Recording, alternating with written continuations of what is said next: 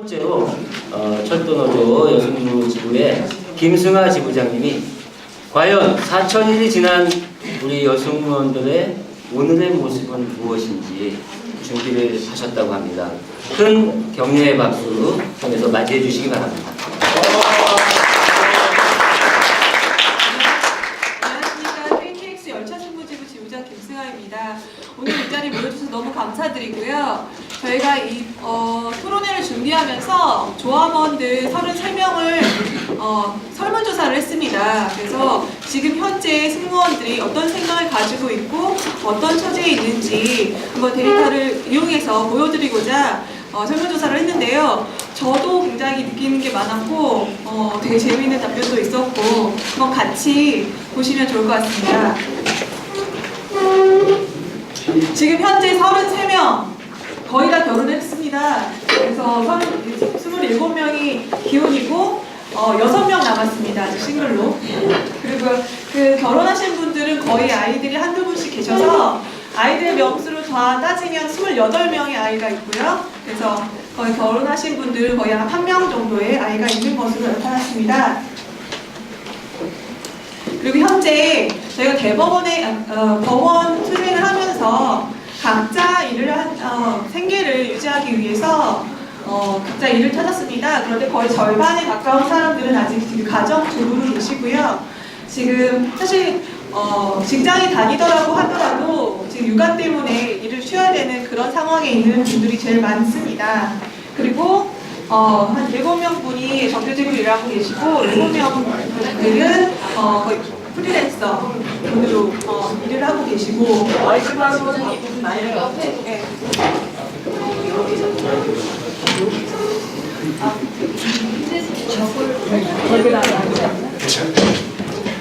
네.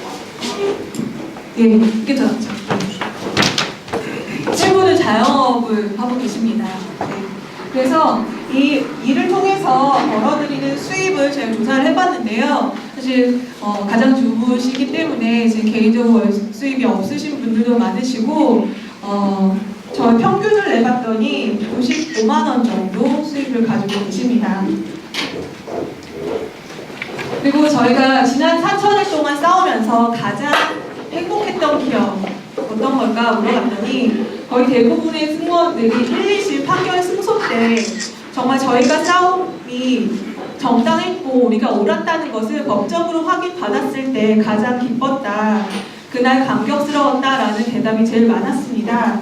그리고 동료들과 저희가 여기 용산역 근처에서 합숙을 했었는데요. 그때 매일 밤 조촐하게 열렸던 술파티나 같이 수다 떨었던 그런 동료들과 즐겁게 있었던 그런 기억들을 많이 생각하고 기타로 복직할 뻔했을 때 저희가 여러 번의 협상이 있었습니다. 그래서 협상 때문에 저희가 복직을 할 수 있는 기회도 여러 번 있었는데 그때 이철 사장이 모든 것을 깨고 혼자 나가버린 그런 일이 있었습니다.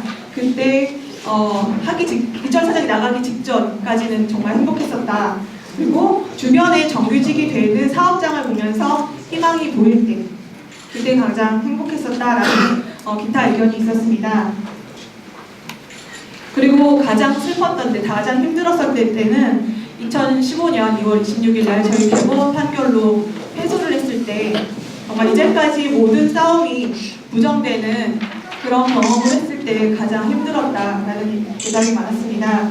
그리고 힘들어하는 동료들을 봤을 때 저희가 투쟁을 하면서 1명, 2명씩 이제 떨어져 나가는 힘들어서 가게 되는 그런 동료들을 계속 볼 수밖에 없었습니다. 그런 동료들을 봤을 때 가장 힘들었다고 하고요. 그리고 기타 의견으로는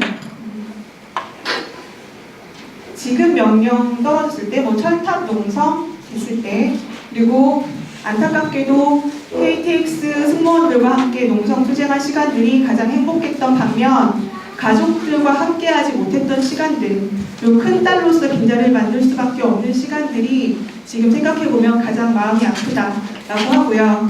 또 기타 의견으로는 4,000일 동안 아직도 끝나지 않았다는 것이 가장 힘들다. 시작과 선택이 얼마나 무서운지 알게 되었다. 단체로 같이 파업을 하게 해놓고 4,000일이 된 지금 문제 해결에 적극적인 도움을 주지 않는 철도 노조를 보면서 결국 결국은 모든 걸 혼자 해결해야 되는 거구나 라는 생각을 갖게 되었다. 해결해주지 못할 거면 이런 길로 빠지게 하지도 말았어야 된다. 결국 피해자는 노조도 철도도 아닌 남아있는 KTX 승무원들이라는 게 가장 힘들다는 의견도 있었습니다. 그리고 가장 상처받았던 댓글인데요. 거의 대부분이 떼써서 정규직 거정되려고 한다라는 의견이 제일 많았습니다. 저희가 유일하게 사실 KTX 승무원이 되려고 하는 그 유일한 방법이 이 길밖에 없었음에도 불구하고 우리들이 그냥 꼭으로 정규직 되려고 한다라는 댓글들을 봤을 때 저희 많은 상처를 받았었고요. 쟤들은 아직도 저러고 있냐?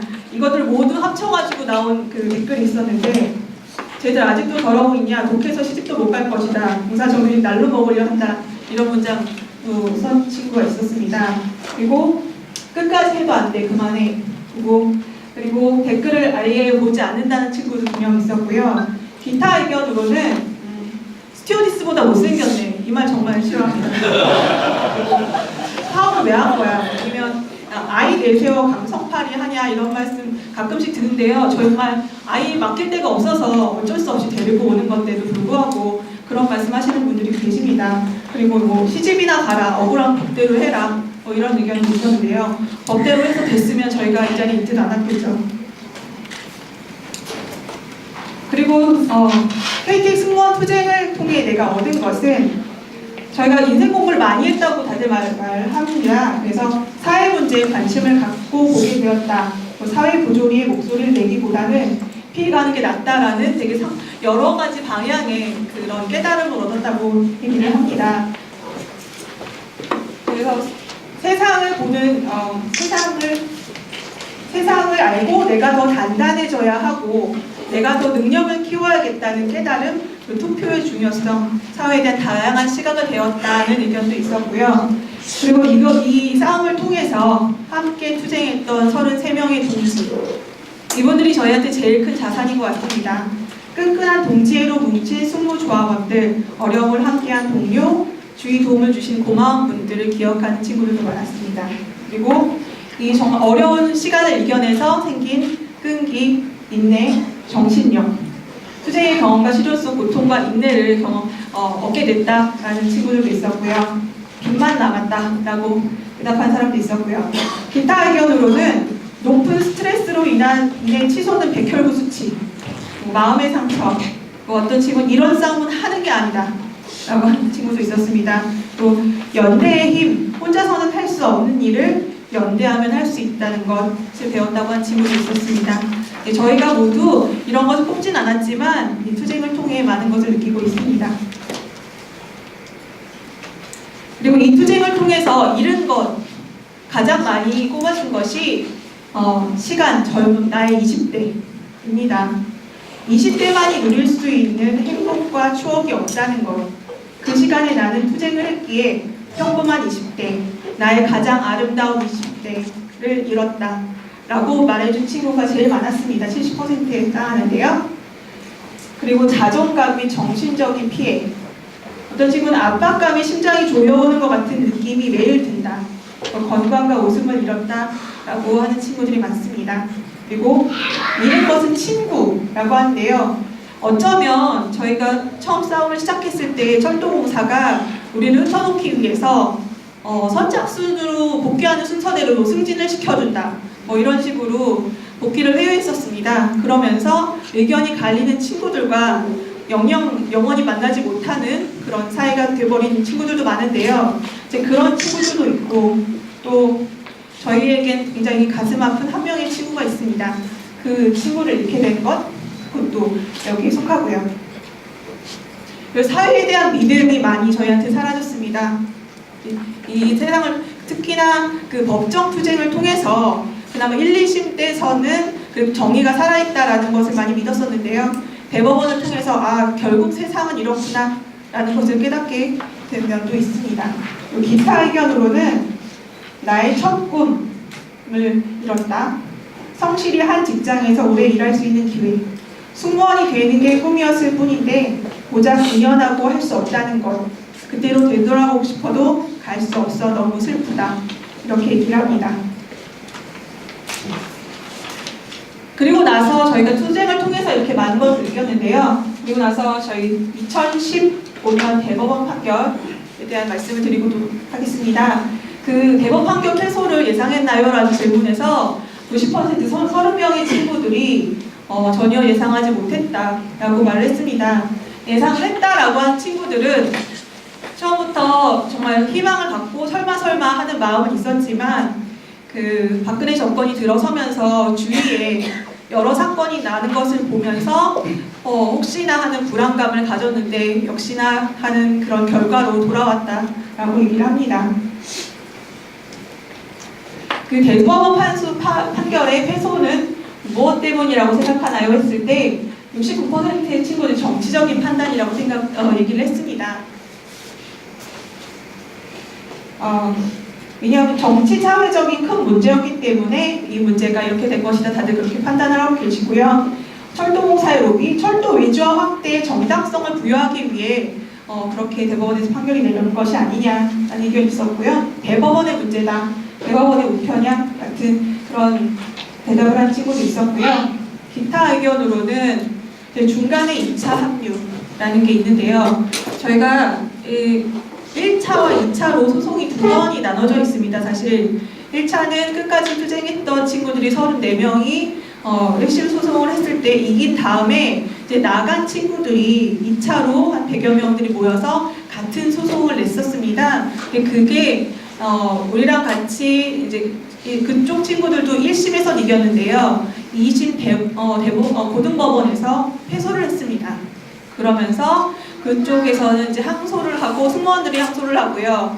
저희는 철도공사가 항소를 하면서 대법원에서 같이 판결이 났었습니다. 그래서 대법원에서 저희는 파기환송이 되고 그 2차 친구들은 항소 기각이 됐습니다. 그러면서 같이 패소하게 된 건데요. 그런 2차 합류가 뭔가 부정적인 영향을 미치지 않았나라고 얘기한 친구도 있었습니다. 그리고 무능한 노조와 변호사, 조용히 있었던 우리, 계속 바뀌는 정권, 비정규직에 대한 인식 때문에 이런 결과가 나왔지 않았나라고 얘기한 친구도 있었습니다.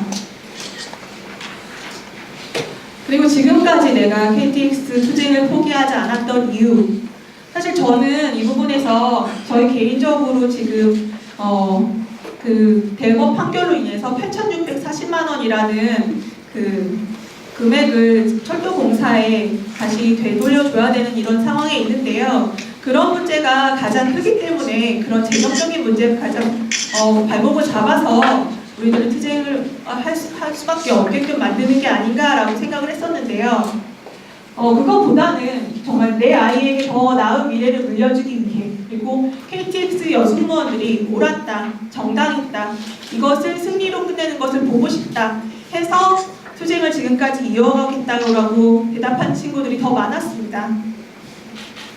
그래서 물론 부채 문제가 저희한테 굉장한 큰 압박이고, 그렇지만 KTX 문제가 그렇게 돈 문제뿐만이 아니라 저희한테는 저희 신념의 문제고 정의의 문제고 정당성의 문제이기 때문에 아직 싸우고 있다라고 얘기하고 있습니다.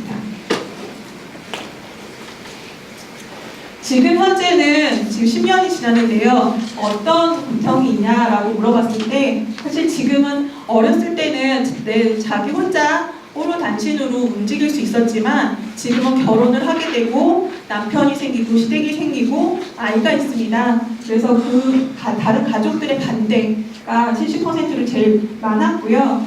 그 다음으로는 양육 문제, 그리고 가계 재정 문제가 가장 큰 고통으로 저희한테 작용하고 있다고 얘기했습니다.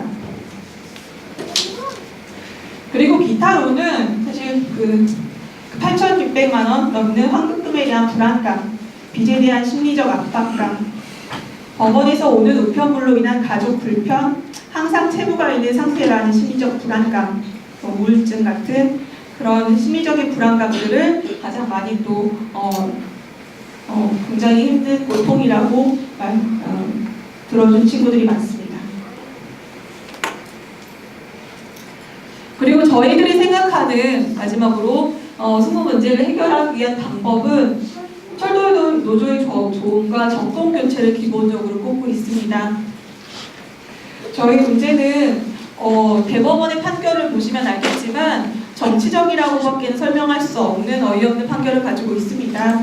그래서 이 문제 자체를 정치적으로 이슈화시켜서 문제를 해결해 나가야 된다라는 그런 의견을 가지고 있고요. 기타 의견으로는 각자 스스로 해결해야 된다 이렇게 하는 친구도 있었고, 정치 사회적 관심과 해결 의지를 높일 때 가능하다. 승무원 투쟁은 그들의 이익을 위한 싸움이 아니라 국민 중 소외받는 모두를 위한 싸움이라는 걸 공감시켜야 한다. 선거 전에 우리 문제에 대한 중대함과 절실함을 잘 인식시켜 이후 실현 가능한 해결 방안에 대한 확답을 들어야 할 것이다 라는 얘기를 들었습니다. 네, 저희 이 4,000일 동안 많은 경험도 했고 배운 것도 많습니다. 그렇지만 가장 필요한 것은, 특히나 지금 가장 저희한테 절실히 요구되는 것은 연대의 힘이라는 것, 저희 승무원 모두 공감하고 있습니다. 오늘 이 자리, 저희가 어떻게 2017년 또 싸워나가야 될지 여러분들의 지혜를 빌리는 자리입니다. 적극적인 토론 참여로 저희 앞으로 해결할 수 있는 방법에 대한 지혜 많이 모아주시기 바랍니다. 감사합니다.